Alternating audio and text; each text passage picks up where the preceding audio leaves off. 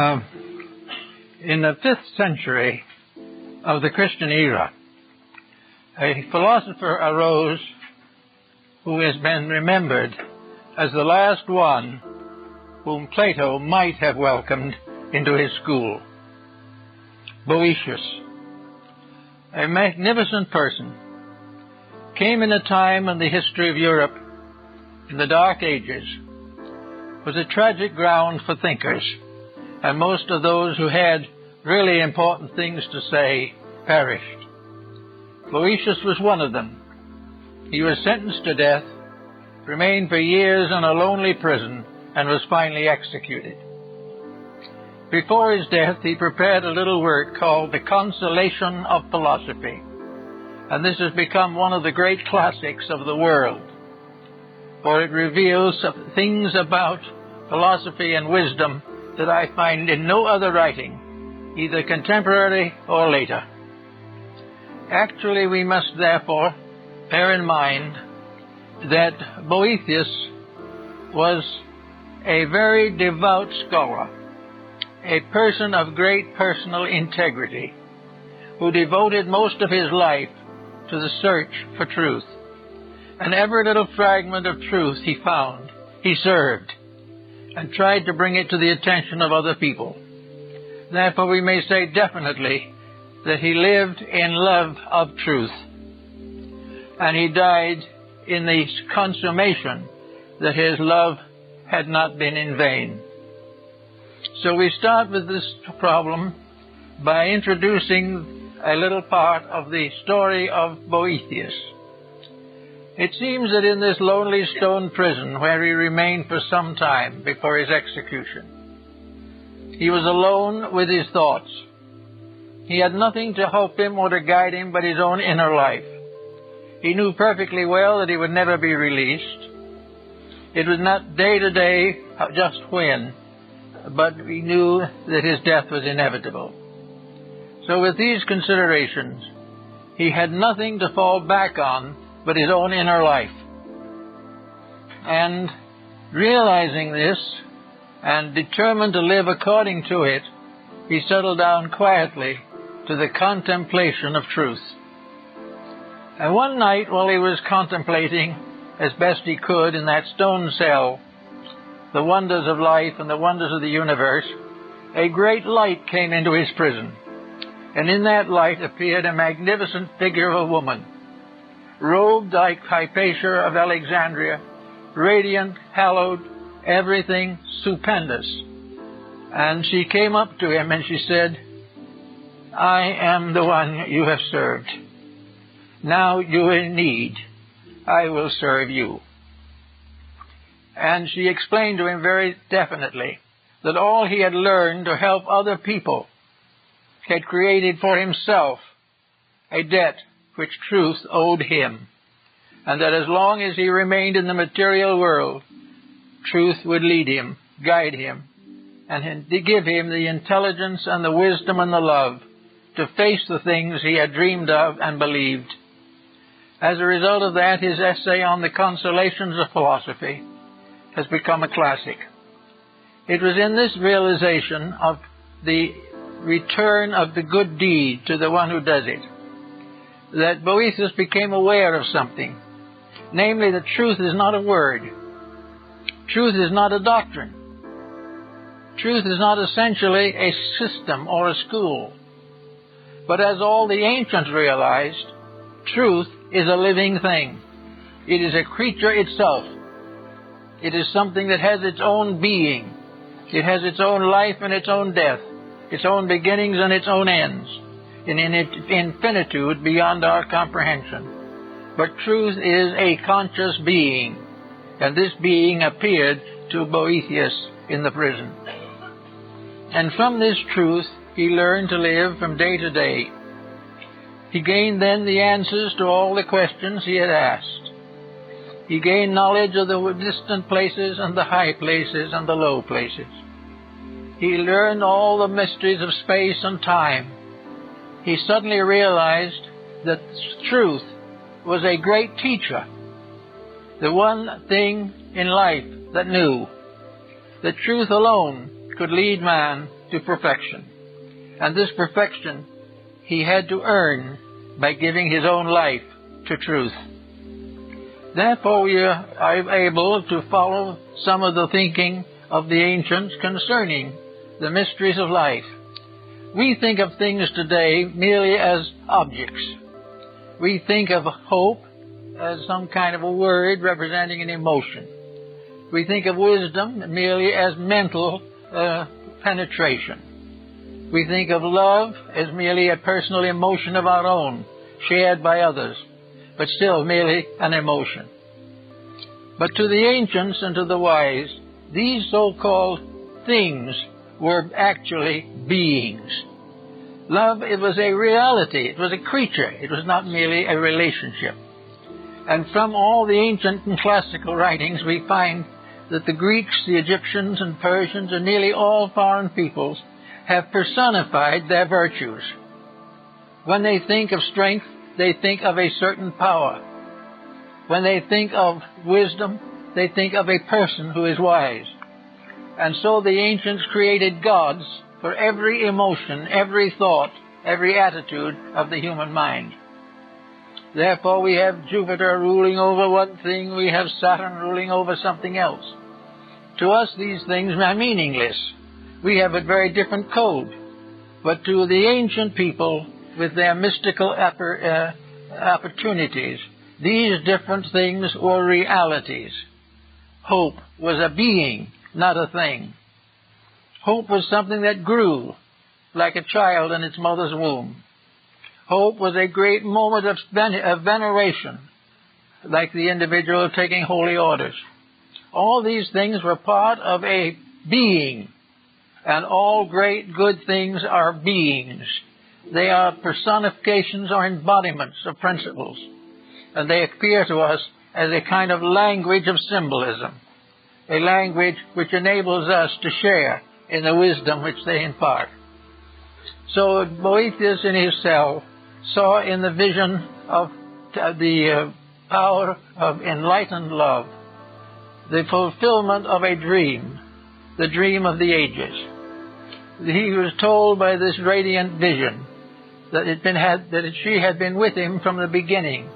The moment he dedicated his life to truth, she was with him. She would be with him to the end of his days, and at the same time she would be with all others under the same conditions, because no one walks through life entirely alone, and those who have given themselves to unselfish service to others walk constantly with a radiant presence beside them, something that is going to guard them and protect them, because they have deserved it, because they have earned the peace of inner life. They will have it regardless of what happens in the outer world. This was a great consolation to Boethius. It gave him the courage and strength to know that once one dedicates themselves to the service of truth, they will never again be alone.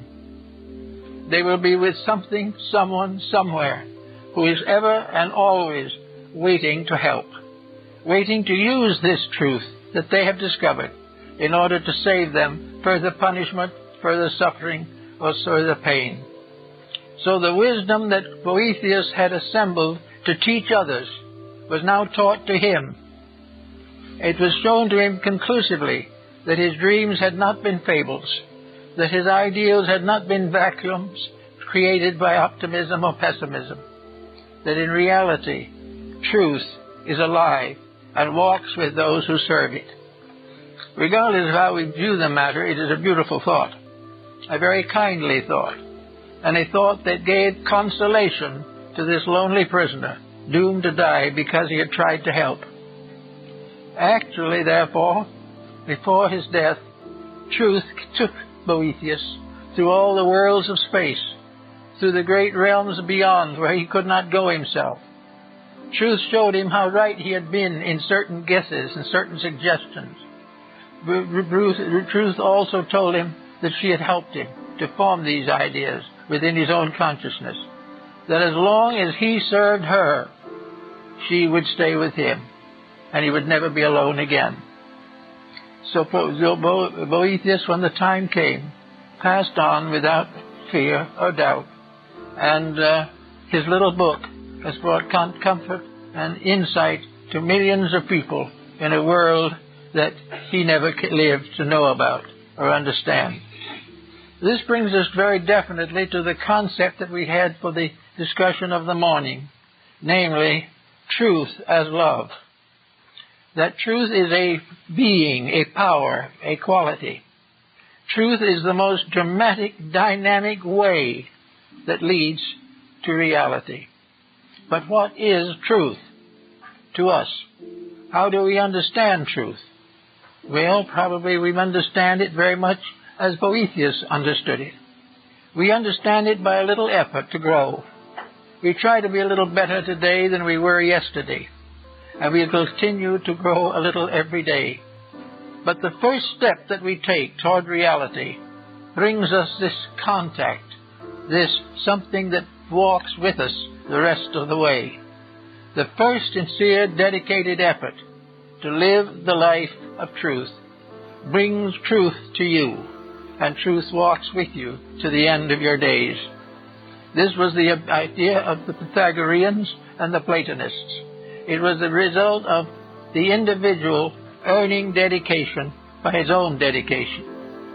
When we do a definite good thing, when we serve those in need, when we improve the nature of our own contemplations, we have made an important connection in life. And once this connection is made, it cannot die. Once we become aware, once we have given birth out of our own souls to the soul of truth, that soul will live on. It will go with us, maybe age after age. We may backslide and forget and lose and transgress. But once we have made a sincere effort to try, we have taken the first step to eternity. We have taken the first move in the direction of everlasting peace. And therefore it was quite proper for these ancients to think of love as the faithful friend, something that could carry on beyond all of the powers of the mind. The mind can be deceived, the body can be punished, but the truth in the soul goes on. Nothing can stop it once it has started. And the first good deed dedicated unselfishly is the beginning of the long road that leads to regeneration. Buddha brings us the same point when he says that the journey to truth begins with a single step. The single step in the Greek system was the first absolutely unselfish, dedicated effort to serve.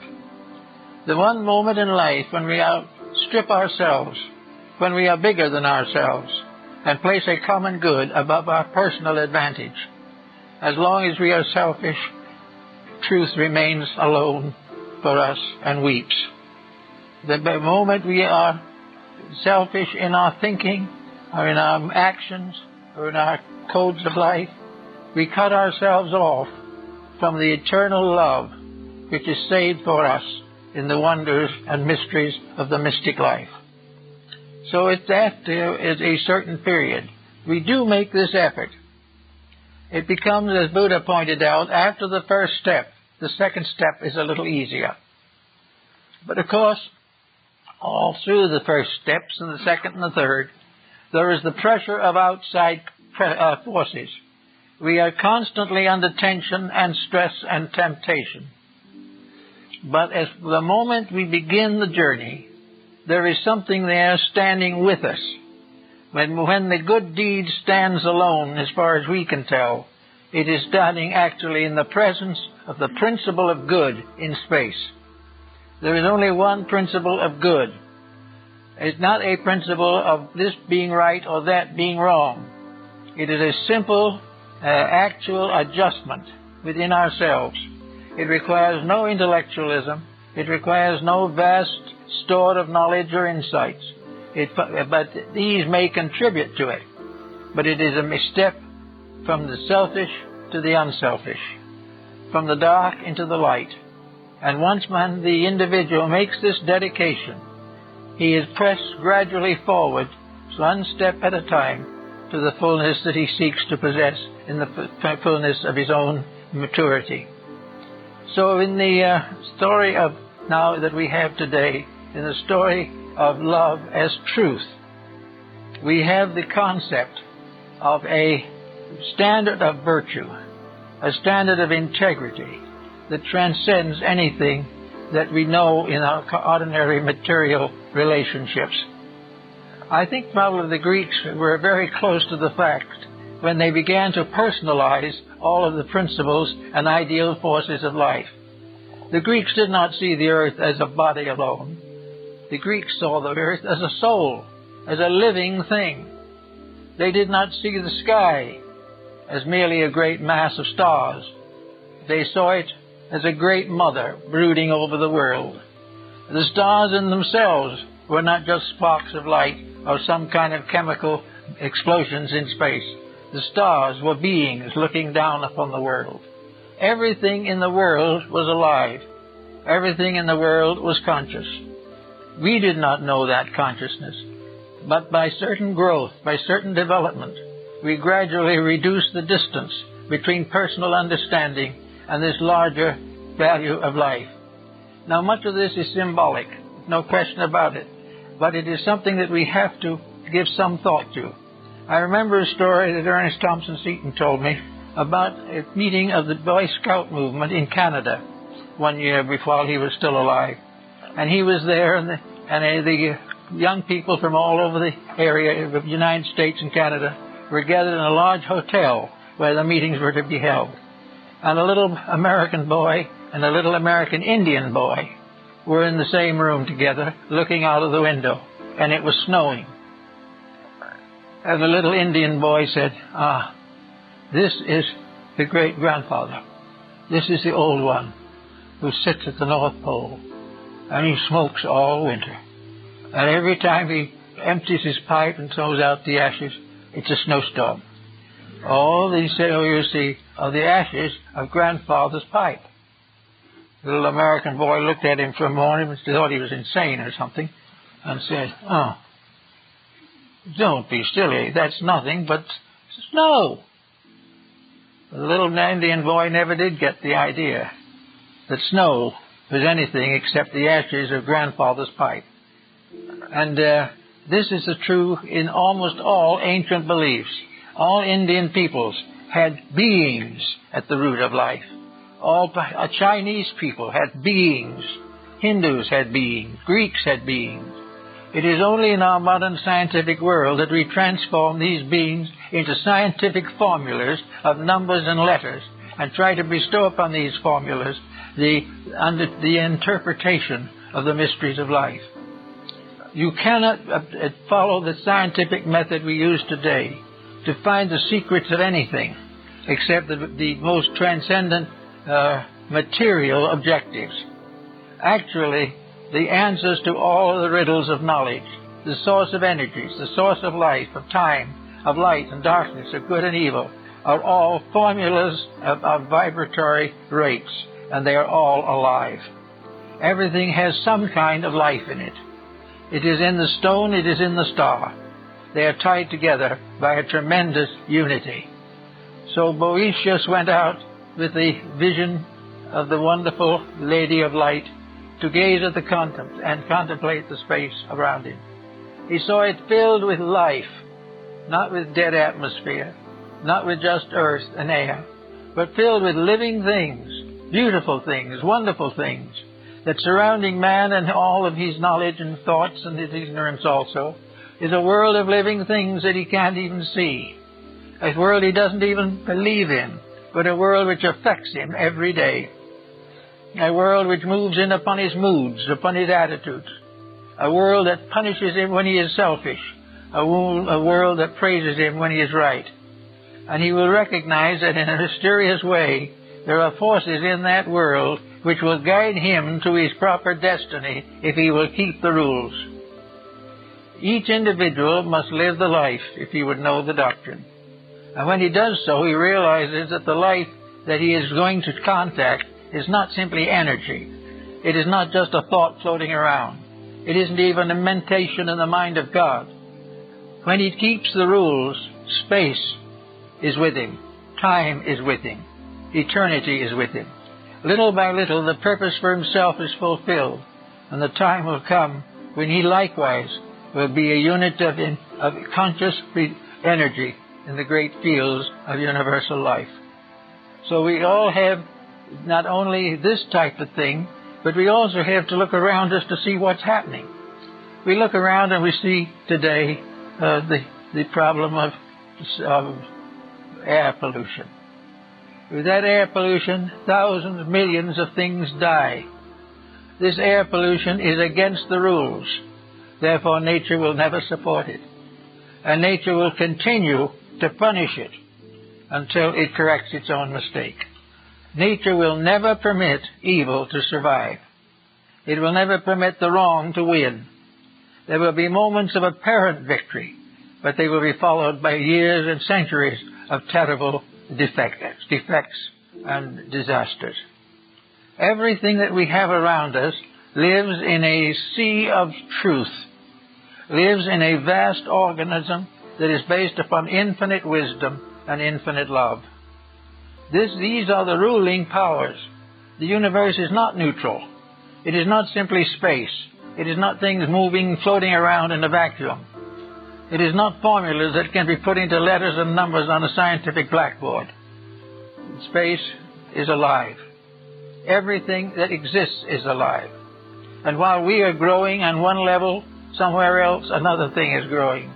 While we are adding to the wisdom of our own mind, something else is enriching every cell in our bodies. Everything is living and growing. And when the individual interferes with growth, he commits probably the most terrible of all sins. When he tries to block growth, or becomes indifferent to it, or denies it, in that moment, he places himself in the position of being punished. Now, punishment is not going to be eternal damnation. Punishment is not going to be something which is irreparable. But patience and virtue must take the place before punishment is completed. Punishment is merely an effect, the cause of which is wrong. As long as that effect is wrong, the consequences must be wrong. And what are the basic rules of this mysterious being, this infinite good one, whom we all worship under one form or another, or most people recognize under the general term of God? What is the law of this being? The law of this being is love. The law of this being is that in all matters, an infinite tenderness guides erring life back to its source and forward to its perfection. These things the ancients recognized. We don't recognize them very much anymore. But when something goes wrong and a great disaster occurs, there's a reason. A disaster is never something that is an accident. And no disaster is such that it is irreparable damage. There is nothing in life that is real that can be destroyed. The lowest, most imperfect of all entities must have its growth, must have its place, and must have its chance to win. And it is the rule of nature under God that all things shall win. There is no loss. There can never be. There is only delay. There is only a moment of pause in what might otherwise be a great and glorious mission. So Boethius went forward and went out and paid to the state the debt which it had created. But he no longer feared like the state. He no longer feared the world, for he knew that the world itself was good. And these little tyrants who arise live for a day and disappear. And in the great passage of things, each of us, in our own way, must discover our own eternity. Each of us must realize for himself the eternality of the scheme and plan to which he belongs. We must begin to realize that we were not born when we come here. We do not die when we go. Everything in life goes on in life. There is no dead spot anywhere in space. Everything is filled with life, growing, unfolding. And as we look out upon it, we can see as in a meadow the vast flowering and the vast shooting of a great vegetation. And over it rules Flora, the goddess. The goddess of the harvest, the goddess of the flowers, the goddess of the herbs. She represents the very principle of the values and powers which the plant kingdom embody. In other words, the plant kingdom is a being growing up. It is not a place. It is not a series of wild seeds that we know nothing about, or of plants that die and never come back. The plant kingdom is an entity, a living thing. It has its comings and its goings, but its eternity is never questioned. It will go on, and if it is abused and perverted and corrupted, it will remain to correct these conditions until they are corrected. And anything which consciously and intentionally destroys these growths or tries to frustrate them will find that his own ignorance becomes a terror to him. The individual who tries to kill something is an individual who will then become frightened that he himself will die. And he was wrong when he thought he killed. He was wrong when he thinks he will die. All things are part of a plan so much bigger than we are that we can't even contemplate them. That this greater reality is, in a sense, our only security. It is the one thing that cannot fail. Politics may rise and fall. They are also entities. And we find that someone talks about the dangers of the capitalistic system. The capitalistic system is an entity. The Greeks and Romans knew it under the name of Pluto, the god of wealth. And the god of wealth is also a divine being. And the god of wealth has to grow and outgrow its own possession of wealth by outgrowing it through all the creatures that it has fashioned. Therefore, wherever wealth is, it must be outgrowing itself. It must be changing into something better. Because it is alive, it has a continuity of consciousness, and it can never rest until wealth ceases to be a danger to any living thing. Everything is growing towards its own perfection and its own immortality. As we go a little further into this rather complicated situation, we realize that all over this earth there are religions, many different faiths, many different beliefs, so many gods, so many creeds, so many paths that wind and wind. But religion finally is one being, and that one being is what nations of the world have called God. Religion is the lifeblood of God. It is part of this tremendous power whose body nature is in God the soul. So this is a being that we deal with. Religions are evolving. People are evolving. Institutions are evolving. Everything that is born grows. And when its maximum growth has been achieved, it slowly disappears to give rise to a new embodiment of itself in something higher and better. We are desperately concerned today about the future of our world, and from a standpoint of our physical existence, we are well justified. But let us also remember that, as the Greeks realized, our world is alive. Our world is a great being crawling through space, passing through the solstices and the equinoxes, and passing through the arches and ways of heaven. Our earth is alive. This again we have forgotten. Therefore, when we exploit it as we do, we forget the troubles that we cause for ourselves. Our earth is a very benevolent mother, and as a Mother Earth, it is worshipped and recognized by most of the faiths and religions of mankind. This earth is a wonderful and gentle thing. But when we begin to exploit this, we recognize that we are doing an evil. We are trying desperately to corrupt something that cannot ultimately be corrupted. This is the kindly mother becomes the stern parent. When we abuse the powers which are given to us, these powers must punish us. Because in the final end, if you do not punish when it is necessary, the ultimate victory cannot be attained. So we have an earth now that is worthy of our consideration. Not simply because it is a heap of dirt, not because it is filled with earth or covered with plant life. An earth that is alive as a being. An earth which is worthy of our love, worthy of our tender support, and constantly needing our agreement with its own laws. Unless we keep the rules of earth, earth cannot keep our rules. If we do not give opportunity to all the different forms of life that exist here, these forms of life become shadows and become negative factors endangering our survival.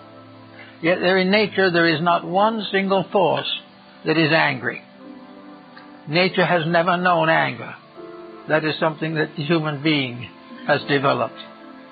As a kind and loving mother, we would chastise the child, but never to destroy it, only to help it to attain to its own maturity. So when something is wayward, we set up problems to bring it back again into patterns. And to do that, the world was given all forms of educational help. We were given the wonders of nature, and the final textbook, which, as Lord Bacon pointed, is written in the stars and in the elements and in the earth. Paracelsus also tells us that there are three great books from which man can learn the mysteries of life. The first is the book of God, the second is the book of nature, and the third is the book of the human soul. All these things are the source of instruction, but we have to accept it. Now, if we do not accept it, it doesn't mean that a great tyrant is going to come and attack and destroy us. We are not going to be downed by evil. We are going to be corrected as the only way of restoring good. There is no loss. There is no problem of things being destroyed.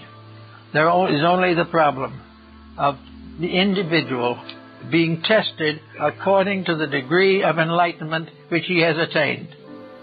Nature does not expect imperfect creatures to become perfect in a night. He does not expect all the mistaken laws and rules of existence to be corrected in a single day. But nature demands that individuals every day keep the best rules that they know, that they live according to the convictions that are the best for them and which they have gained over experience and time. In the course of living, every individual has experiences. These experiences either can be developed into a new level of personal development, or they can be resented and can be discarded as evil simply because they fail to gratify us. But there is in nature no evil force. There is in nature no forgetting of good. All things are fulfilled by the very vibrations by which they are caused. Everything flows into everything else in a perfect rhythm of purpose. Therefore, there is never a moment in which we are not given the opportunity to grow, that we are forgiven for our mistakes if we did not know better. Nor is there a moment when we cannot correct these mistakes and go on to something higher and more noble. It is a great school, so to say, but the teachers are alive. They're not books. They are the very living essences of nature itself. They are part of the eternal process which nature provides the human being with a mind and a heart, and then bestows upon the mind and the heart the secrets of survival. Therefore, this is all part of the idea of the fact of the love of truth, the love of the way it really is, the way which we can see if we are able to climb out of the slough of our own despond. If we can rise out of the ignorance with which we have locked ourselves, we can begin to see over the edge to things which was beyond. And when we do that, we will grow a little. And as we grow a little, the problems will become less. So Boethius went forth to die perfectly content, realizing that he lived in a world which not only he had helped to improve, but would continue to serve him, love him, and care for him until he ultimately attained perfection. Everything that tries is rewarded for trying. Why and how? Well, if no one tries, nothing tries, unless it has a vision of something better. It may not know how to attain that something better, but if it is willing to try, it means it grasps the possibility of improvement. the moment the individual grasps at this moment of realization that improvement is possible, he begins to grow. Now, if in the first time he has this realization, he looks around, he says to himself, yes, I think I'll be a little better than I was. I'm going to correct some of my faults. So he goes out, and the first day he's out, he had a little trouble with something, and he gets irritated. Then a little later, something else comes along, and he's a little more irritated. And gradually, this one moment of enlightenment fades out, and he's back again in all his problems and all his miseries. So this may happen many times. There are false starts, well-intended, but not supported by sufficient energy, sufficient libido to survive and amount to anything. But ultimately, the effort to grow will produce a fair start. Most of the starts that we have in modern times have arisen within religion. While there are many backstopping and falls in religion today, there is also a great effort to grow spiritually a little. And dedication to religion, dedication to the service of our brother man, dedication to love of God, dedication to the recognition of the great power of redemption in every religion and faith of mankind. When we begin to get this feeling, pretty soon it reaches a point where it doesn't go away entirely. Then we do something very foolish, and we are sorry. We are actually embarrassed to realize that we couldn't do better than that. Well, this embarrassment is the beginning of a gradual growth in which ultimately we are able to make such advancements as our general condition will permit. We are able to be a little less angry because we've now discovered a way to pacify these situations. We will be a little less selfish because we have begun to realize the needs of others. We will become a little more content when we realize the blessings that we already have. And little by little, this grows until it creates an atmosphere of belonging to a growing world. That somewhere in the invisible planes of things are the powers that move all things to the fulfillment of their natural destinies. Little by little, then, we get to be little better people. Now, there comes a time when we have to make a decision or two, because most people are not ready to make a major step away from the familiar. But they are able to do something better. They have been able to straighten out a broken home. They have been able to solve a family feud. They have been able to visualize a better use of what they have. All these things help, and little by little, the individual grows. And the moment he has made a few growths like this, when he has been able to forgive an enemy honestly and completely, when he has been able to prevent an extravagance which he knows he should not have, when he is able to live in his own life without neglecting his children, all these things come little by little until he gradually tries to put his own life in order. The moment he makes this effort, the moment he tries to put his own life into a better social, economic, psychological condition, in that moment, truth comes to live with him. The radiant being takes up its abode in him and will be with him from then on until he makes the ultimate adjustment. It will take him through tragedy without breaking his spirit. He will go through hardships but will not recognize them as evil. He will do all kinds of things because within himself there is a great dawning coming. There is a moment of realization of something better, something nobler. And he sees that the things he has objected to and the things he has rejected, these things were false to begin with. But he didn't realize it. For when the time comes, he will discover that this truth principle within himself becomes the final censorship. Now, this censorship will never be excessive. It will never demand more of any individual than he is capable of giving. It does not expect perfection in this great universe in which perfection is beyond the guess and beyond the thoughts of stars. But it does mean that little by little he will begin to organize his own material pattern. Now, it's not only this is going to result in the beginning of genuine worship, in which religion becomes a significant fact, but it will be a very quiet, moderate religion, with no pressures, no compromises, no criticisms, no conflicts. It will be a gentle faith, recognizing that the more of the internal comes out, the better the external will be.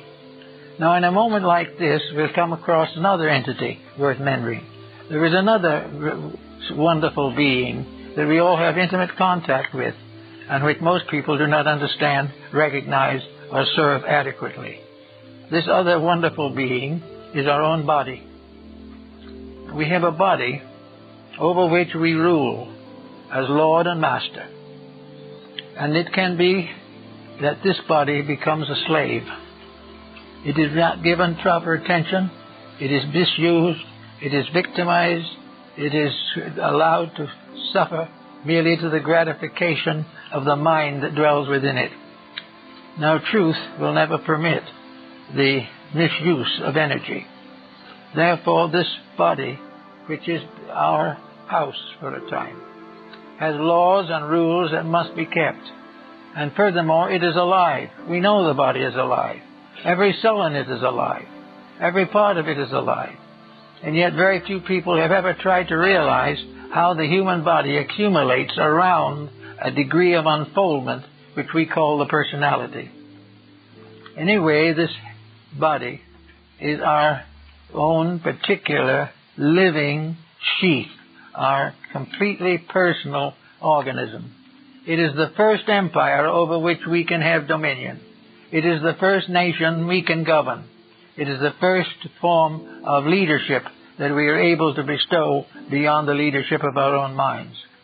And the law would be very simple, that we have no right to try to lead or conquer others until we have conquered the flesh. We must accomplish in ourselves the leadership that we expect to bestow upon others.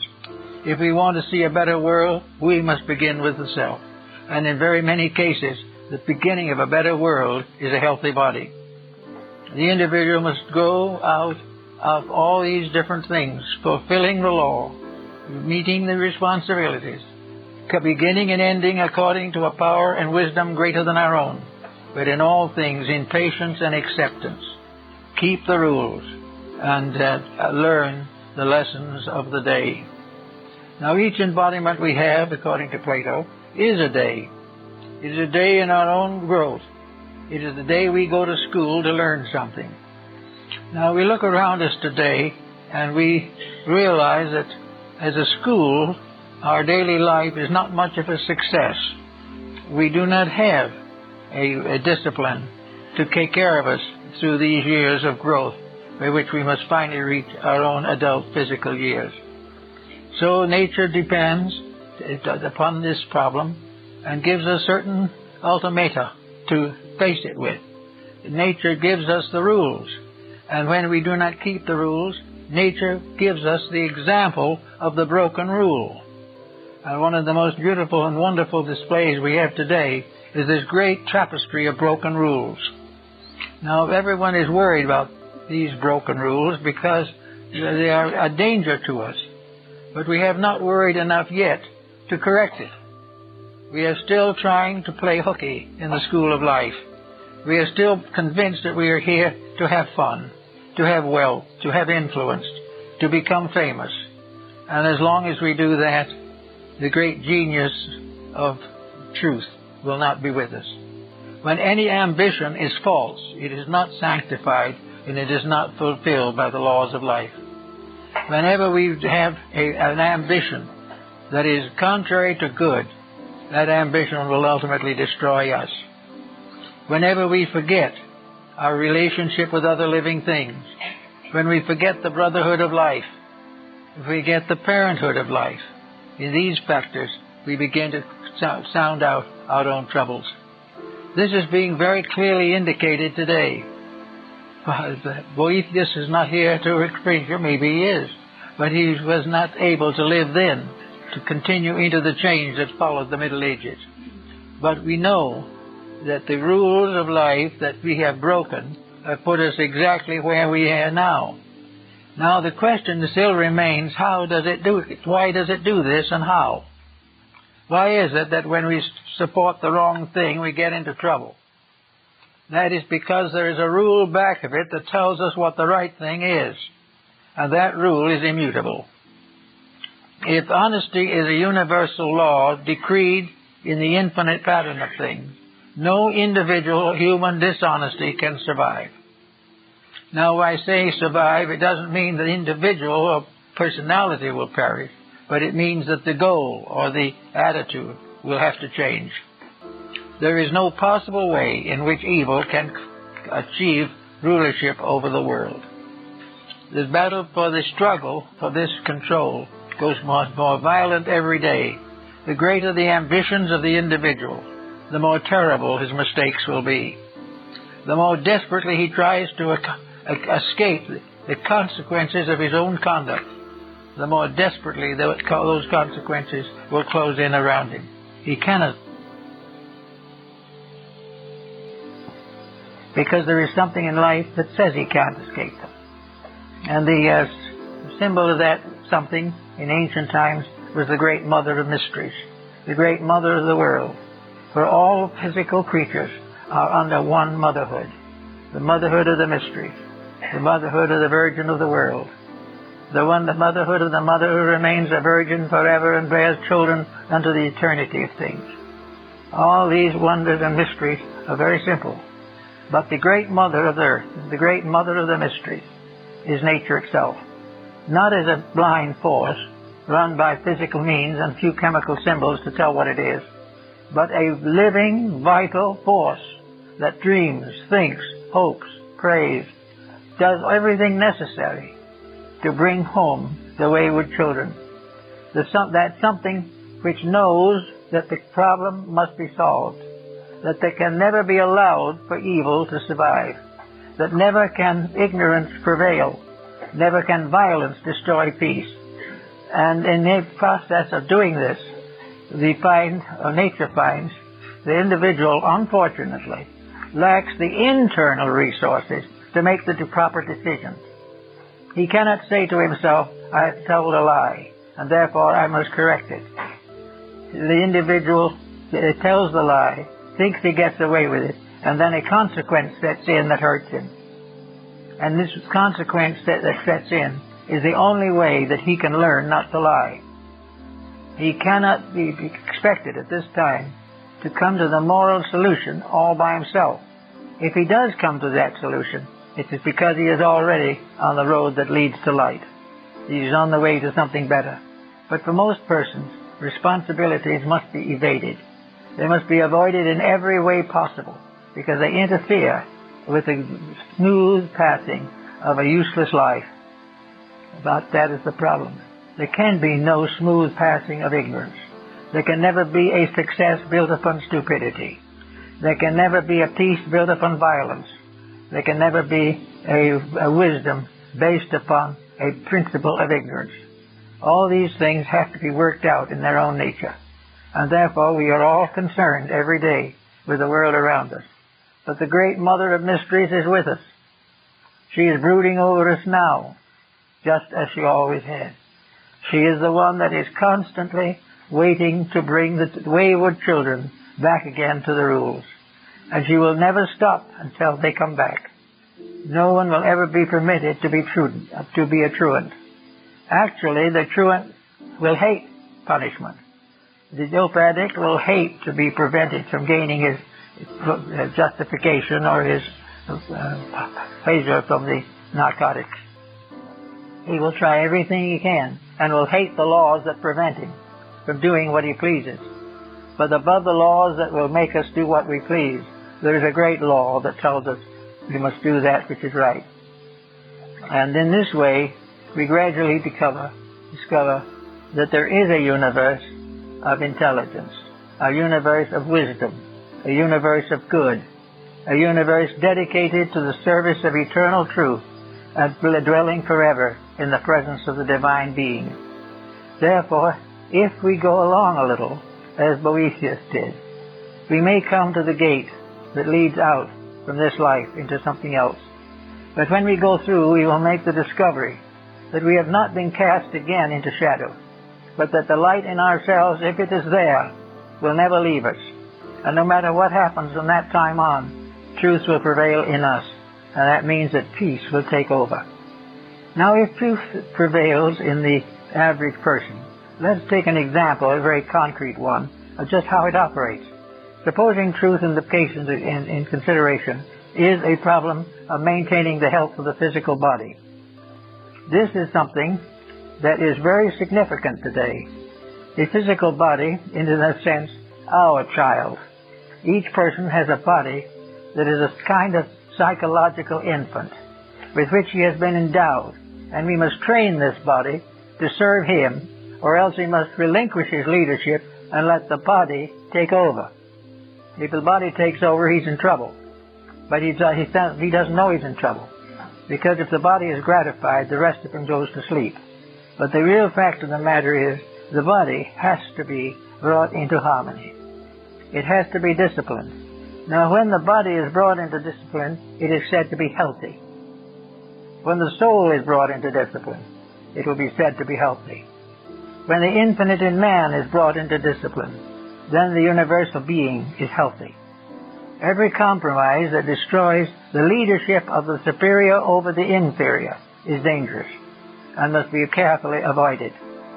So we know from every experience of living that we can and do have the power to change things, to make them what they should be, to accomplish that which is necessary for the common good and for our own good. But before we settle down to the creative processes of changing the world, which we're all much interested in the moment, we should give a little thought to changing ourselves. Because actually, we find that the world is very hard to change, and we become more and more disillusioned as we see nation after nation breaking the peace, country after country exploiting other countries, and it looks very terrible. But if we look down from the heights of those things into private relationships, we find people after groups out to destroy each other. We find exploitation. We find the effort to dishonorably accumulate at the expense of others. We find the broken home and the broken heart and the broken body. So that we know that the great change that is necessary, we have not even been able to make in ourselves. Little by little, however, we have an answer to this. As the health problem goes along, we suddenly learn that there are ways that health can be improved. But improving health is nearly always a discipline. We have to do some things differently. We have to sacrifice some excess in order to achieve moderation. We have to do something right in order to nullify that which is wrong. So, we discover that only through discipline can we bring ourselves back into harmony. And in the moment we come back into harmony, the mysterious power of nutrition, which is another being, another radiant character, that nutrition can take over and do properly for us. All of the gods of antiquity must manifest through disciplined bodies. We think of wisdom, it's only possible through a disciplined personality. Wisdom in the keeping of the foolish one is folly. We know that there is only one way to achieve courage, and that is to be dedicated to a cause worthy of courage. If we try to use courage to defend negative things, we risk hurt some more. Everything is there to challenge, but nothing is there to hurt for the reason of destroying us. It is because it is the only way to prevent us from destroying ourselves. Now, if we look around us in society today, we see the problem that is coming everywhere at this time. We see the problems of space, of housing, of food, of health, all these things we see very definitely. We realize that something has to be done about them. So we start trying to plant trees. We trying to find ways to purify water.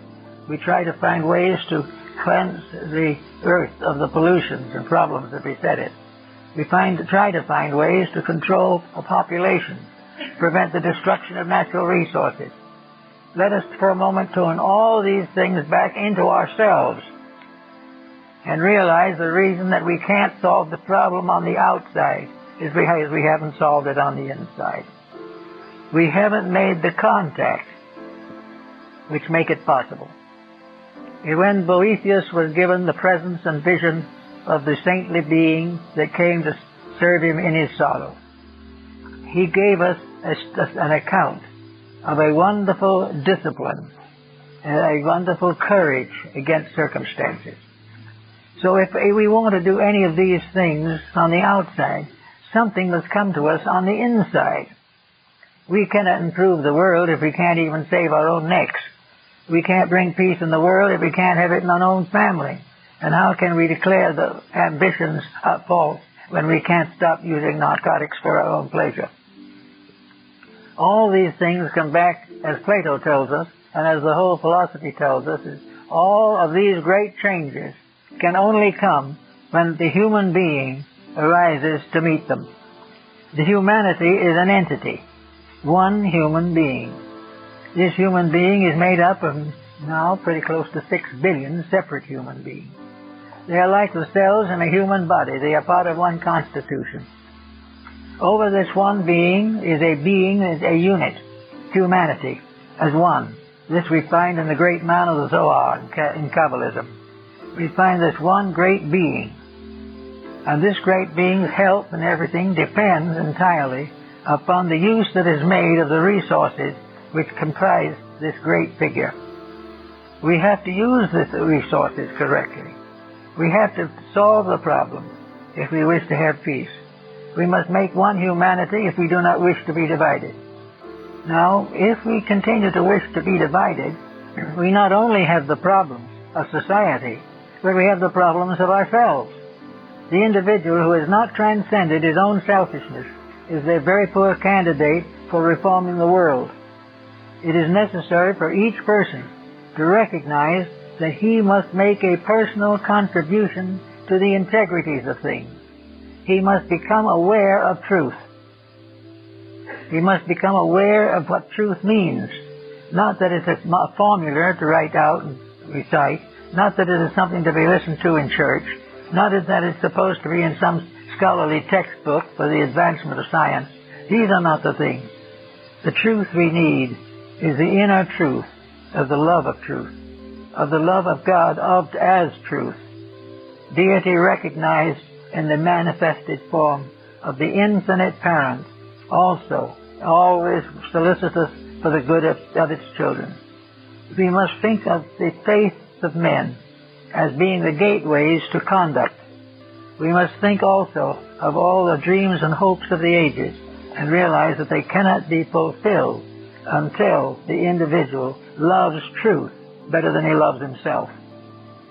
There is no way of solving the problem unless we become aware of a strange and wonderful beauty, as Boethius saw it in his prison cell. A radiant being. We can call it peace. We can call it wisdom.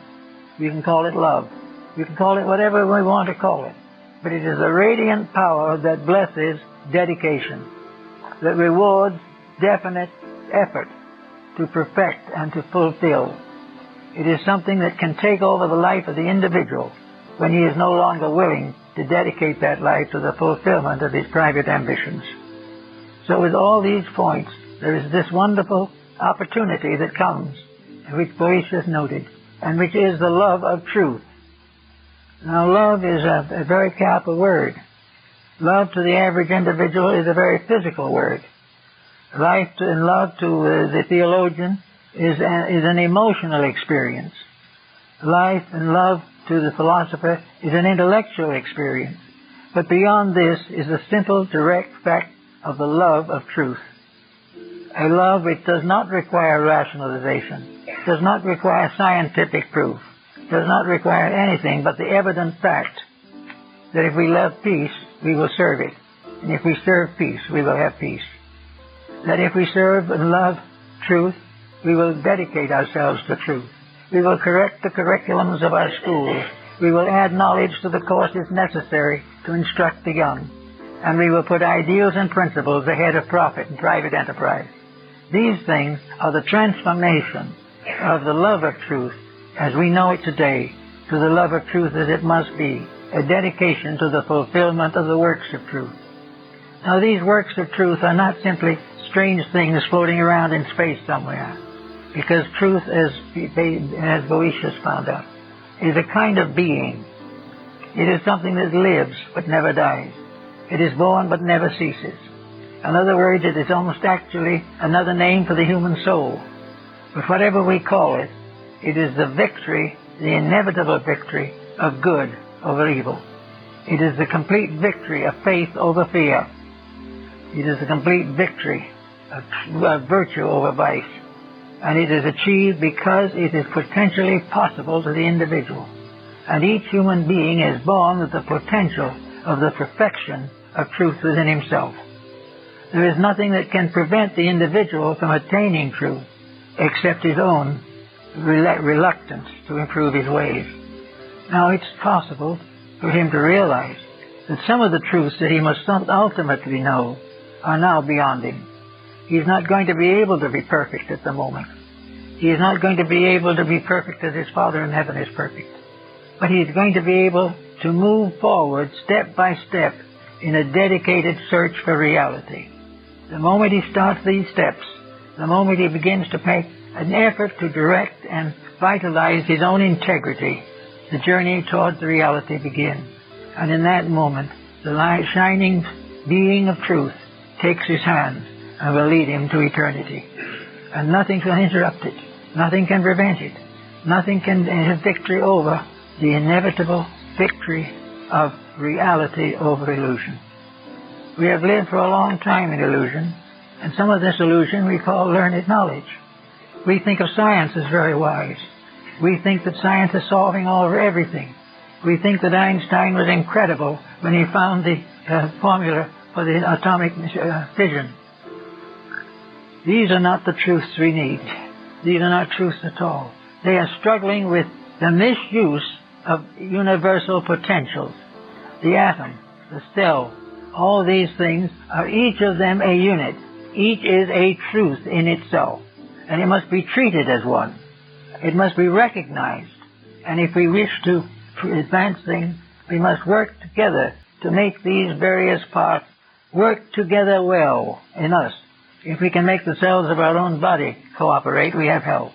If we can make the various forms of knowledge to cooperate, we will have peace in the world.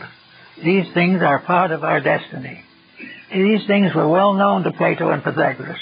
They were well known to the foreign and Eastern nations. And everyone has realized that it is impossible to solve our present problem unless the individual himself moves from a theoretical standpoint and ceases simply about talking about how things should be done to the dynamic experience of personal growth. And this personal growth, he can start where he is. He doesn't have to worry about anything. What is his problem at the moment? Well, maybe it's a need of a job. Or perhaps it is domestic difficulty. Perhaps it is a wayward child. We do not know what that is. But whatever it is, if at this time he has not found a footing in a pattern for his own permanent growth, that problem which he faces today must become that footing, or one of its equivalent.